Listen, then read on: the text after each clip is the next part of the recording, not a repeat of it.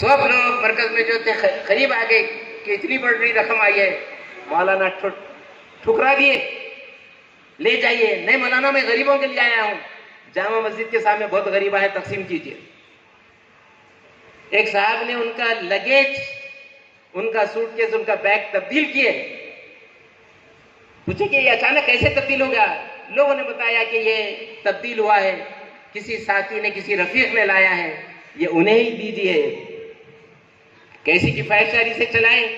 1986 में बेंगलुरु से दिल्ली जाना है, ऑपरेशन हुआ है हैदराबाद में। बेंगलुरु के बड़े बड़े ताजिर एयर टिकट लाए, मेरे सफर की वापसी का इंतजाम पूछे। बताया गया कि प्लेन से आपको जाना है, टिकट। ठीक है, जब उस जमाने में प्लेन बहुत बड़ी चीज थी। मौलाना ने बताया कि मैं रेल में सफर करूंगा, वो टिकट वापस कर दे। वो साहब ने बताया कि ये बैतुल माल का नहीं है, मेरे पर्सनल जेब से है। अगर आपको उतनी फिक्र है तो SIO के बैतुल माल में जमा करा दीजिए। अभी वो कॉन्फ्रेंस कर रहे हैं, बच्चे मुख्तलिफ अखराजात में। कैसा तस्वुर, खिदमत खल्क हम भी कर रहे हैं। आसाम का फसाद हुआ, सामान ढेरों का पड़ा हुआ है, ब्लैंकेट्स, बेडशीट्स, तुवाल। मौलाना वजू करके पलटे तो एक साहब तुवाल पेश किए। पूछे ये किसका तुवाल है? बताया गया उस सामान में से, फेंक दीजिए, फेंक दीजिए। खिदमत खल्क की आईसो चीज की तुवाल से मुंह पोंछना में गवारा नहीं किए। उस तहरीक के हम हैं, उस तहरीक को लेकर चलने का हमने फैसला किया है। वो शख्सियत, मायल साहब की आप लोग किताबें पढ़े होंगे। मायल साहब मौलाना मौदूदी के लिटरेचर से मुतासिर होकर अबुल लैथ साहब को खत लिखे। अबुल लैथ साहब ने उन्हें मरकज बुलाया। वो मरकज उस शहर में, कानपुर में, रात के 2-3 बजे जमात के दफ्तर को आया तो दफ्तर बंद था। वो करीब की मस्जिद में जाकर मस्जिद के सीढ़ियों पर सो दिए। ये उन्होंने ही बोली ये बात, और उन्हें यकीन था कि सुबह सबसे पहले अबुल लैथ आके उठाएंगे बड़े को।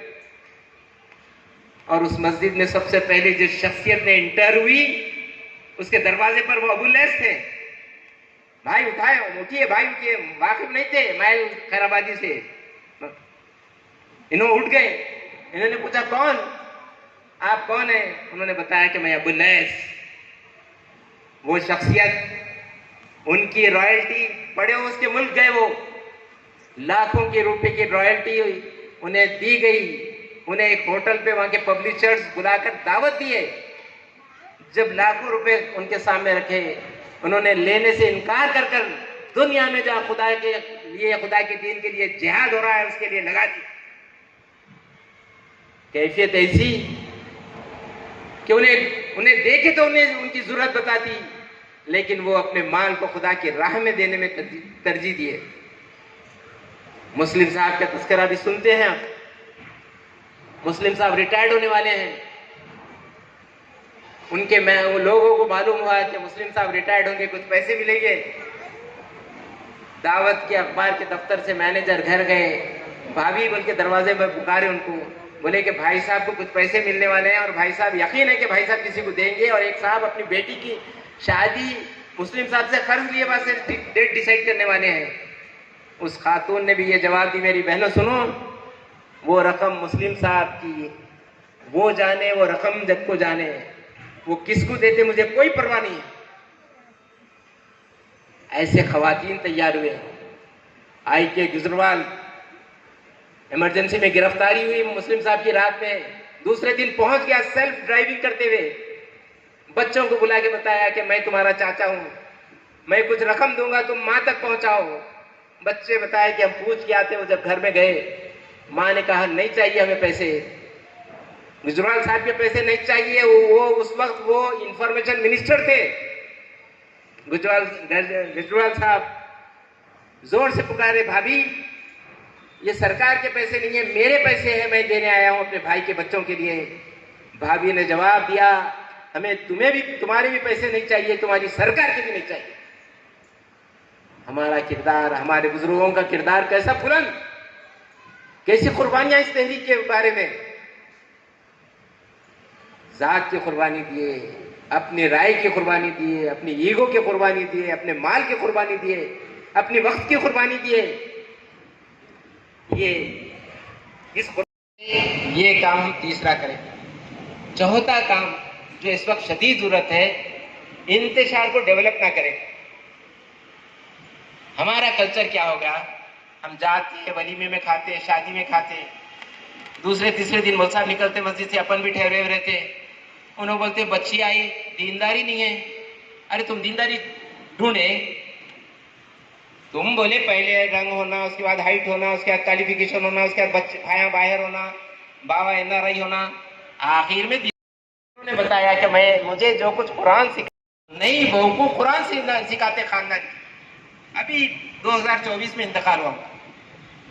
हमारे बुजुर्ग अपने अपने लोगों को, अपने अपने रिश्तेदारों को अगर ये काम करेंगे तो कितना गैर मामूली होगा कि खानदान में कोई शादी हुई किसी लड़के की और बहू आई है किसी के पास भी, वैसी जारी रहेगा इंशाअल्लाह। और हमारा काम भी ऐसी रहेगा जैसा यहाँ बैठ के सुन रहे, दीन की बात, इस्लाम की बात, गलबे की बात। तो पहली बुनियादी बात, हम लोगों को अल्लाह ने मुंतखब किया। हमारी रिस्पॉन्सिबिलिटी ये है कि जिस चीज को अल्लाह ने हमको समझाया, उस चीज को समझाने के लिए हम अपनी पूरी तवानाई लगाए। यानी आप जो चीज कबूल करें वो दूसरों तक पहुंचाए, अपने रिश्तेदारों तक, मिलने जुलने वालों तक, सब तक। अल्लाह के नबी ने ये बात बताई, मुसलमान की खास बात यह है वो अपने जात के लिए जो पसंद करता वो दूसरों को भी वही पसंद करता। रसूलुल्लाह ने जब ये हदीस इरशाद फरमा रहे थे, 2 मिसवाक हाथ में थे, ये बात इरशाद फरमाते हुए सीधी अच्छी मिसवाक अपने साथी को दे दिए, साहबी को दे दिए। आप भी सोचे, मैं भी सोचूं, एक तरफ तो ये एजाज है हमको कि हम तहरीक इस्लामी के अलमबरदार, तहरीक इस्लामी से वाबस्ता उसके रुकन, लेकिन अगर खुदा ना खास्ता ये ख्वाहिश और आरजू नहीं है कि मेरा भाई भी रुकन बने, मेरा पड़ोसी भी रुकन बने, मेरा मुलाकाती भी रुकन बने, तो गोया हम वो मुसलमान नहीं है जो रसूलुल्लाह हमको देखना चाहते। रसूलुल्लाह कैसा देखना चाहते? अपनी जात के लिए जो पसंद करे अपने भाई के लिए पसंद करे। तो पहली बात यह है, अपनी अपनी आबादियों में, अपने अपने मुलाकातियों में इस दीन की बात, ये तड़प, ये फिक्र, ये नजरिया, ये अकीदा, ये नज़्बुलैन मुंतकिल करें। इस निशिस्त का तोशा नंबर 1, आइटम नंबर 1, इसको ट्रांसफर करें। मैं आ रहा हूं भाई, 50 साल से आ रहा हूं, मेरी बस्ती में ये मेरे अलावा कोई रुकन नहीं बनता।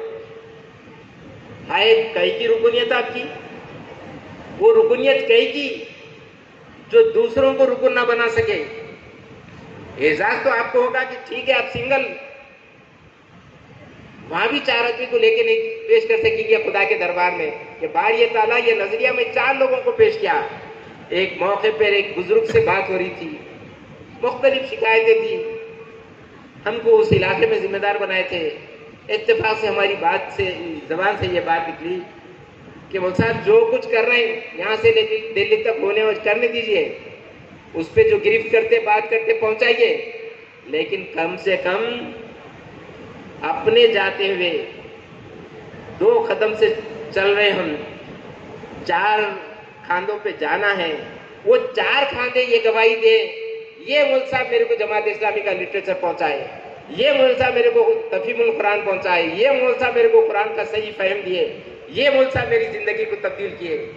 हम जाते हुए 4 लोग, कम से कम एक रफीक ये सोचे, नौजवान हो या ज़ईफ हो, हर आदमी सोचे ये कि मिनिमम हम लोग ऐसे 4 लोगों को तैयार करें जो कम से कम कल अल्लाह के दरबार में ठहर के ये बोल सके, भाई ये ताला, इन्होंने, इनके जरिए से मुझे हिदायत मिली, इनके जरिए से मुझे रहनुमाई मिली।